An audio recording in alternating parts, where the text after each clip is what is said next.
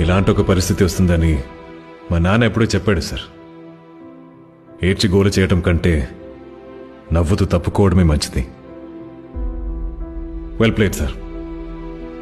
ఇలాంటి ఒక పరిస్థితి వస్తుందని మా నాన్న ఎప్పుడూ చెప్పాడు సార్. ఏడ్చి గోల చేయటం కంటే నవ్వుతూ తప్పుకోవడమే మంచిది. Well played sir.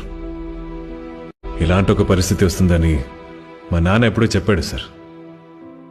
ఏడ్చి గోల చేయటం కంటే నవ్వుతూ తప్పుకోవడమే మంచిది.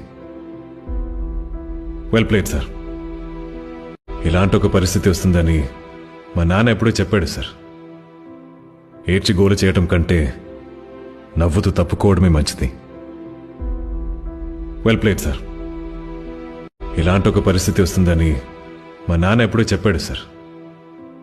ఏడ్చి గోల చేయటం కంటే నవ్వుతూ తప్పుకోవడమే మంచిది. Well played sir. ఇలాంటి ఒక పరిస్థితి వస్తుందని మా నాన్న ఎప్పుడూ చెప్పాడు సార్. ఏడ్చి గోల